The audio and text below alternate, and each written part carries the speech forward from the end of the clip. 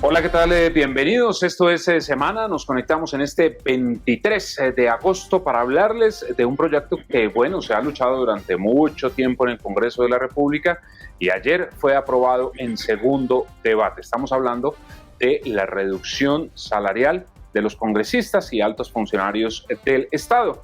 Y estamos con el autor de esta iniciativa, el senador J.P. Hernández, porque sí hay que aclarar que se hicieron algunos cambios. Senador, bienvenido a Semana. ¿Cómo está? Diego, buenos días a usted y a todos los colombianos que nos están viendo. Bien, gracias a Dios, contento a pesar de muchas cosas, pero bueno, logramos aprobar este proyecto del Senado. Son 25 proyectos ya los que se han presentado para bajar el salario de los congresistas desde el año 98 que se presentó el primero. Y pues para mí esto es un gran paso que estamos dando, deseando que en la Cámara de Representantes pues se pueda lograr concretar. Claro, quedan dos debates, uno en la Comisión Primera de la Cámara y el otro en la plenaria. Uno pensaría que hay un ambiente político en el que se pueda apoyar. Sin embargo, senador, para nadie es un secreto que los trámites en la Cámara son bastante complicados, empezando porque son muchos más legisladores. Sí, por ejemplo, en la Comisión Primera, si no estoy mal, es el doble de lo que es una Comisión Primera de Senado. Los congresistas en plenaria también casi que duplican los congresistas en Senado. Es increíble porque si estuvo duro en Senado, una cantidad de argumentos, algunas falacias, mentiras, ofensas, descalificativos, peleas. El debate de ayer no estuvo menor al debate del miércoles, que también tuvo encuentros fuertes. Entonces no me imagino, y lo único que me queda es desear que pues ojalá se pueda aprobar, pero sí va a ser bastante difícil aprobarlo en Cámara. Bueno, y una de las cosas importantes en el trámite de esta iniciativa es que se hicieron algunos cambios. Entonces, aplicaría desde 2026 la reducción salarial. Y acá es importante hacer la claridad de que si no se hubiera hecho esta modificación, pues el proyecto hubiera naufragado, así de sencillo. Sí, o sea, el proyecto que nosotros presentamos lo presentamos con aplicación inmediata a la sanción presidencial. Entonces, que se aprueba en Senado, se aprueba en Cámara, el presidente sanciona la ley y desde ese momento empezábamos a descontar esa reducción. Pero los colombianos fueron testigos, Diego. Yo tuve 7.000 personas conectadas el día miércoles y ayer eran más de 4.000 personas ahí conectadas, y los colombianos vieron que pues ese ambiente no era tan favorable, ese ambiente político, y que las excusas que se estaban buscando era para hundir el proyecto, incluso acudir a las mentiras. O sea, a veces se paraban y decían unas mentiras que yo no lo podía creer, de verdad. Tenía las sentencias de la Corte Constitucional ahí y ellos las contradecían con mentiras. Entonces, lo que hicimos fue, si acá en Senado está difícil, ¿cómo será en Cámara? Un senador pasa a la proposición para que la vigencia se cambie de vigencia actual de vigencia inmediata a vigencia 2026, para que empiece a regir desde el 2026. Entonces, una de las excusas que ellos sacaban era que los derechos adquiridos, o sea, yo tengo un derecho porque ya gané esta curul y no me pueden violar ese derecho. Entonces ellos decían, después de que este proyecto pase, vamos a demandar en la Corte por mis derechos. Otros decían, estamos legislando en causa propia. Mejor dicho, mandar el proyecto para la Cámara de Representantes con vigencia 2026 lo desmina y quedan en la Cámara de Representantes sin ningún tipo de argumentos respecto a este tema de derechos adquiridos o de legislación en causa propia. Entonces decidí pues aceptar la proposición y rogar para que en la Cámara de Representantes pues esta ya no sea una excusa. Y hemos visto también un video de Catherine Cubinao, no sé si ya tuvo la oportunidad de verlo, en donde está muy molesta y dice que, pues digamos, el sentido es loable de la iniciativa y tal, pero que se desfiguró por las modificaciones. Se aprobó esa proposición en donde se acepta que los legisladores pueden tener otra actividad distinta a la de legislar, por supuesto. Hacer claridad que yo nunca estuve de acuerdo con esa proposición, que le rogué en los dos debates al senador Meiser del Centro Democrático que la retirara, que invité a la plenaria que no votara positivo, que les advertí que esto es algo inconstitucional, pretender modificar la Constitución mediante una proposición de un proyecto de ley que se transmita como ordinario. Es que es algo completamente ilógico y ellos lo saben, ellos lo saben. Entonces, nunca estuve de acuerdo. Para mí sí es delicado lo que se aprueba en ese artículo, pero no es cierto lo que está diciendo Katy de que esto destruye todo el proyecto. Ella me llamó y de hecho me manifestó que en Cámara de Representantes, si los senadores no retiran, los representantes, perdón, no retiran este artículo, ella votará negativamente el proyecto, no lo apoyará. Katy ya desde antes de que este artículo existiera, ya me había comentado que ella no le parecía el proyecto, que ella iba a radicar un acto legislativo, que para ella este proyecto era inconstitucional. Ojo, sin haber existido ese artículo, o sea, ese artículo no existía. Mucho antes del debate, Katy ya estaba en contra de este proyecto. Entonces anoche lo que yo le hice fue claridades. Uno, que yo no tengo la culpa de que alguien haga una proposición absurda y que una mayoría la vote. Yo estoy tratando de sacar el proyecto lo mejor posible, pero hay que entender que en la plenaria del Senado pues la mayoría es la que gana. Yo me puedo parar en la cabeza, pero pues total la mayoría es la que define todo. Entonces ahí yo hice todo lo que pude. Ella trataba de decirme que yo por qué permití eso, pero yo qué hago si yo hice lo que tenía que hacer, decirles que no. Le hice la claridad de que ese artículo se puede retirar en Cámara, o sea, es que el proyecto lleva el 50%, los dos debates de Senado, ahora va a otro 50% que son los dos debates de Cámara. Entonces le dije, ustedes como representantes pueden en comisión primera y en plenaria retirar ese artículo. Que eso no lo van a hacer, que eso ellos no lo van a permitir, que es el dulce que ellos querían. Ok, entonces la Corte Constitucional, cuando lo revise y se dé cuenta que ese artículo es inconstitucional, lo que hace es tumbar el artículo, no el proyecto, porque el proyecto como tal, todo no está viciado, es solamente ese artículo que es inconstitucional. Y al ser un solo artículo, entonces la Corte lo que hace es que tumba ese artículo solamente y el proyecto sigue vigente. Entonces no hay por qué tirarle piedra al proyecto y decir que el proyecto se arruinó, porque esto no es cierto. Bueno, estando hecha esta claridad, senador, entonces, lo más importante, ¿en cuánto le va a quedar el salario a los congresistas? Usted sabe que eso es lo que le importa saber a los colombianos.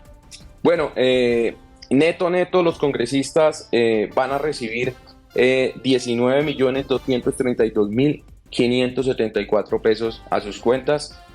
Antes recibían, al día de hoy, con el alza, 27.359.000. Pues cada una claridad. Antes recibían menos, pero como a partir del 26 de agosto van a recibir o serán acreedores del salario de 43.418.000, con los descuentos que son 16 millones en impuestos, en salud, en pensión, en fondos, les llegan netos 27.359.000.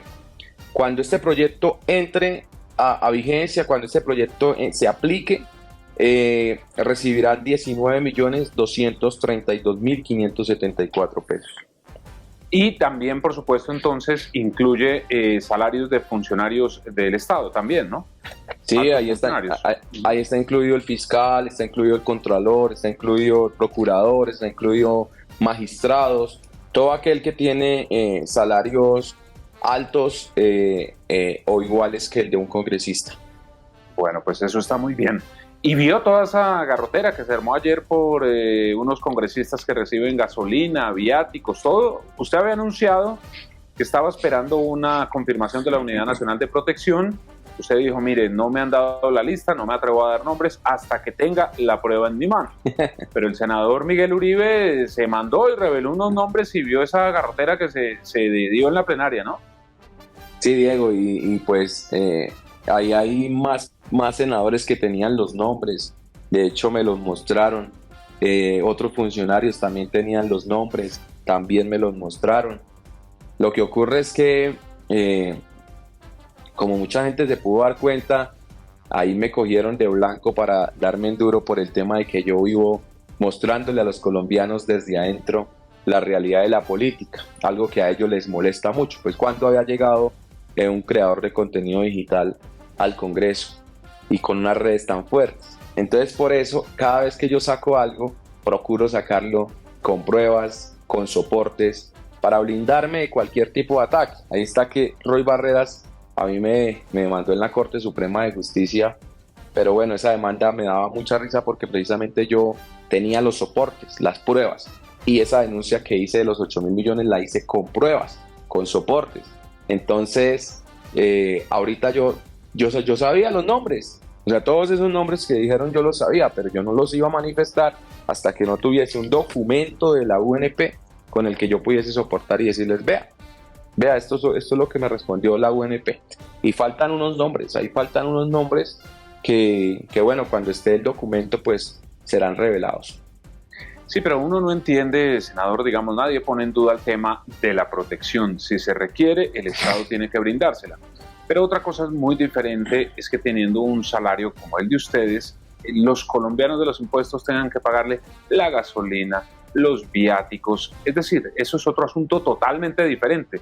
Nada tiene que ver, por donde se estaba desviando el debate ayer, que es que ellos necesitan la protección. Yo creo que nadie pone en duda eso. Lo que ocurre es lo siguiente, el doctor Humberto de la Calle hizo una claridad. Ellos, por ejemplo, la UP, Comunes, el doctor de la Calle al ser ex vicepresidente, tienen un programa de protección especial, un esquema de protección especial. El error está en que ese esquema de protección especial tiene esas gabelas, esos beneficios, eso de tener gasolina y peaje. Entonces yo creo que, claro, ellos hablaban oiga, a nosotros nos dieron un esquema de protección especial porque somos perseguidos, porque nuestros familiares fueron asesinados o por el cargo que ostenté, pero lo que hay es que corregir esas gabelas y esos beneficios que trae ese esquema de protección especial, porque pues claro, o sea, ningún colombiano va a entender jamás cómo es que ganándose 43.418.000, pues no van a poder saquear su carro y pagar sus peajes. Le cuento, Diego, que yo estuve este puente en Cali, en Medellín, en Bucaramanga, pasamos por Manizales, y luego regresamos a Bogotá haciendo unas visitas para el tema de la movilización del lunes 28 de la gasolina. Y en esa movilización pagué no sé cuánta cantidad de peajes y tanqueé la camioneta ya ni sé cuántas veces, y todo eso del bolsillo propio.